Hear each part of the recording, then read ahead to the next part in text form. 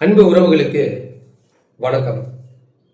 விஜய் சங்கீதா விவகாரம் அது அந்த பிரச்சனை நம்ம போக விரும்பலை, கடந்து போயிட்டு இருக்கிறோம். நேற்று ஒரு காணொலி போட்டேன், மீண்டும் சீமான் அவர்களை சீண்டினால் கண்டிப்பாக ஒரு பதிலடி கொடுப்பேன் அப்படின்னு. இப்போ பார்த்தா நிறைய பேர் கதறிட்டு இருக்கிறானுங்க. விஜய் பிரச்சனையை பேசுங்களா, உங்களுக்கு உரிமை இருக்குது, ஏன்னா உங்கள் தலைவர். ஆனால் இருந்தாலும் அதுக்கும் ஒரு எல்லை இருக்குது. அவர் தனிப்பட்ட வாழ்க்கையை பற்றி தேவையில்லாம பேசக்கூடாது. ஏன்னு கேட்டால் அங்கே பாதிச்சு நிற்கிறதும் ஒரு பெண், அவரோட மனைவி. அவங்கள கேவலமான வார்த்தைகளால் பேசுறீங்க.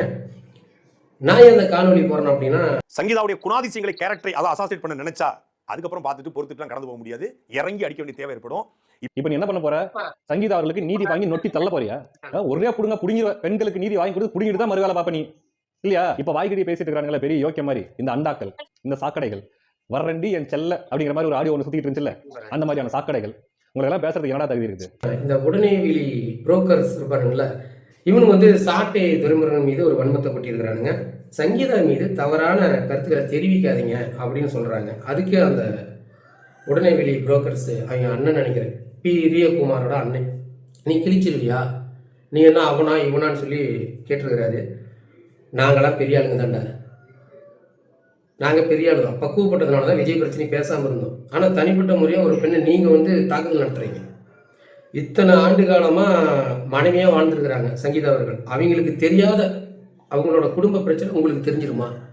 அவங்களே பொது வழியிலிருந்து சொல்கிறாங்கல்ல, அவர் சரியில்லை, இன்னொரு நடிகையோட தொடர்பில் இருக்கிறாரு. என் குழந்தைகளோட எதிர்காலத்துக்காக தான் நான் மன உளைச்சல் இருக்கிறது காரணத்தினால தான் நான் ஒரு முற்றுப்புள்ளி வைக்க விவகாரத்தை வாங்கிட்டு அவங்க சொல்லிட்டு கடந்து போகிறாங்க. அதுக்கு நாம் தமிழ் கட்சி உறவுகளும் சீமான் அவர்களும் என்ன செய்தாங்க? உங்கள் மீது தவறான ஏதாவது காணொலி நாங்கள் போட்டோமா, தவறான கருத்துக்களை தெரிவிச்சோமா? இல்லை, அப்போ மூடிக்கிட்டுல போகணும், இல்லை உங்களெல்லாம் பெற்று போட்டதை எங்ககிட்ட செருப்படி வாங்க தானா அப்படின்ற கேள்வி வருது. இல்லை, நான் தெரியாமல் தான் கேட்குறேன். சாட்டை துரைமுருகன் அவர்கள் பார்த்து நீ கிழிச்சிருவியா, நீ என்ன சங்கீதா பிரச்சனை ஜட்ஜ்மெண்ட் கொடுக்குற, நீங்களாம் ஓகேமான்னு கேட்குறல. சரி, நான் கேட்குற கேள்விக்கு நீ பதில் சொல்லு.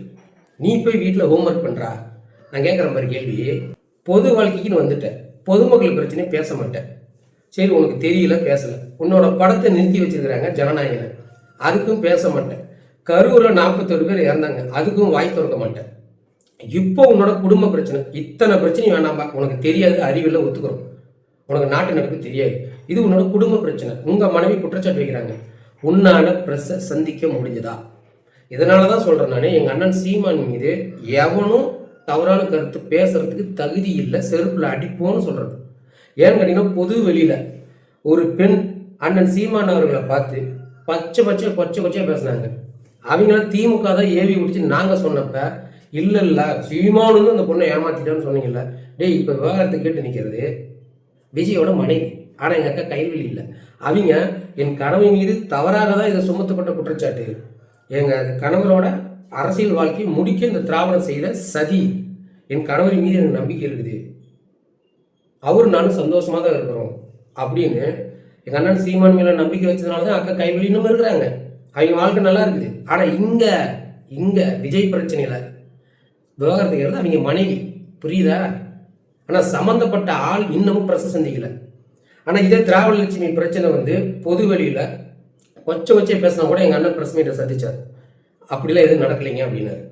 ஆமாம், விருப்பப்பட்ட ஒரு காலத்தில் இருந்தோம், காதலிச்சோம், அந்த காதல் முறிஞ்சிருது. உண்மையாலுமே அந்த பெண் என்னை விரும்பியிருந்தாங்களா, என்னை பொதுவிலிருந்து அசிங்கப்படுத்த மாட்டாங்க. அப்போ இதெல்லாம் திராவிடத்தோட சரிதானே அப்படின்னு சொன்னார். அவர் ஆம்பளையா?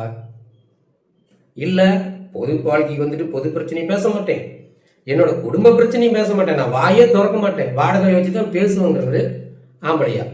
இந்த நாட்டை காப்பாற்ற இவர் தான் உங்களுக்கு தேவையா? ஏன்னா எதுக்குமே வாய் திறக்க மாட்டேங்கிறாங்க. அவங்கள விட்டுட்டு அண்ணன் சீமான் அவர்கள், இந்த சாட்டை துரைமுருகன் அவர்கள், இவங்களை பற்றி நீங்கள் என்ன பேசுறீங்க? உங்களுக்கு பேசுறது என்ன தகுதியாக இருக்குது? என்ன தகுதி இருக்குது? அந்த பிரச்சனை இந்த பிரச்சனை ஒன்றா? இங்கே கட்டிய மனைவி விஜய் சரியில்லை, இன்னொரு பேரோட தொடர்புகிறாங்கன்னு விவகாரத்து கேட்குறாங்க. இங்கே எங்கள் அண்ணன் மீது அரசியல் சூழ்ச்சிக்காக அந்த திராவிட ஏகப்பட்டது திராவிட லட்சுமி. அவங்க எதிர்த்து எங்கள் அண்ணன் காலத்தில் நின்னாரு, எவ்வளோ அசிங்கமாக பேசினாலும் பிரஸை சந்திச்சாரு. என் மீது எந்த தவறு இல்லை, அந்த பெண்ணை தான் திராவிட ஏவி விட்டுச்சுன்னு சொன்னார்.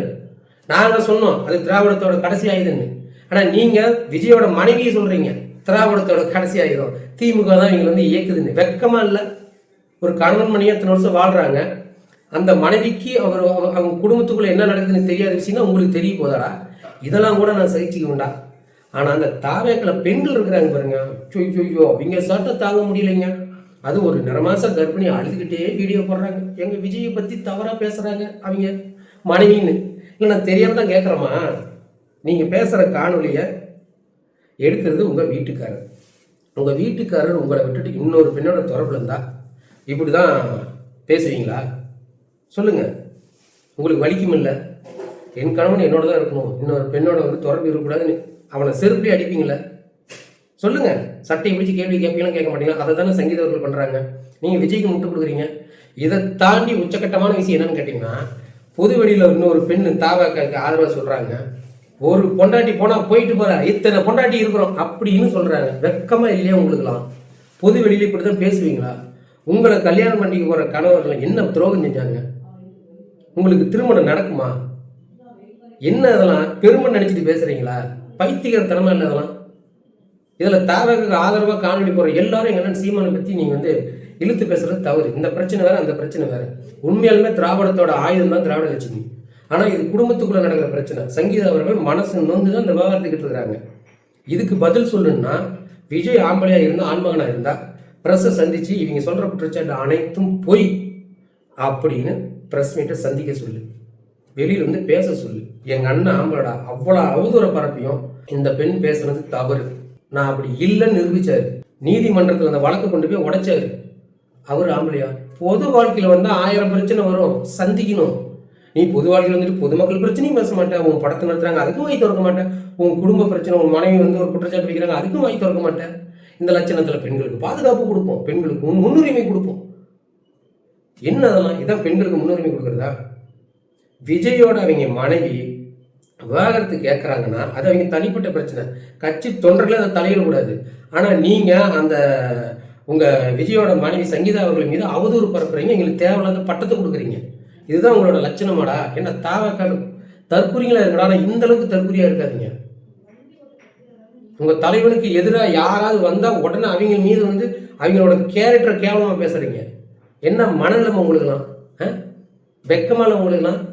மீண்டும் சொல்கிறேன், எங்கள் அண்ணன் சீமான தேவையில்லாமல் இந்த பிரச்சனையை இழுத்து அவர் மீது தேவையில்லாத அவதூறு காணொலிலாம் போட்டிங்கன்னா, இல்லை உங்களை பெற்று போட்டதே நாம் தமிழர் கட்சி, உறவுகிட்ட செருப்படி வாங்க தானா நாங்கள் ஒன்றும் பண்ண முடியாது. இப்பயும் சொல்கிறேன், மீண்டும் சொல்கிறேன், இறுதியாக சொல்கிறேன், எங்கள் அண்ணன் சீமான் ஆண்மகன். பொது வழியில் ஒரு பெண்ணு அசிங்கப்படுத்துகிறாங்க, ஆனால் இருந்தாலும் அதெல்லாம் உடச்சி தள்ளிட்டு பொது வழியில் வந்து இந்த பிரச்சனை எனக்கு சம்மந்தம் இல்லை, தேவையில்லாத பண்ணுற வேலை திராவிடத்தோட வேலை, இதை நான் வந்து முறியடிப்பேன் அப்படின்னு சொல்லி சொன்ன மாதிரியே அந்த வழக்கை உடச்சி ஒன்றுமெல்லாம் பண்ணி திராவிட லட்சுமியை பொட்டியை கட்டிட்டு நடையை கட்டு ஓடுன்னு அனுப்பிவிட்டார். ஆனால் இங்கே பொது வழியில் வந்து நீ ப்ரெஸ் மீட்டை கொடுத்துருவ, உன் மேலே தப்பு இருக்கிறதுனால தான் நீ வெளியே வந்து மூஞ்ச கட்ட மாட்டேங்கிற.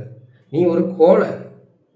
உங்கள் விஜய் வந்து ப்ரெஸ் மீட்டை சந்திக்க சொல்லி எங்கள் மனைவி வைக்கிற குற்றச்சாட்டுலாம் பொய்ன்னு சொல்லு. அதுக்கப்புறம் எங்கள் அண்ணன் சீமானை பற்றி கேள்வி கேளுங்கடா, நாங்கள் பதில் சொல்கிறோம், எங்கள் அண்ணனே பதில் சொல்கிறாரு. மீண்டும் ஒரு காலம் சந்திப்போம். நன்றி.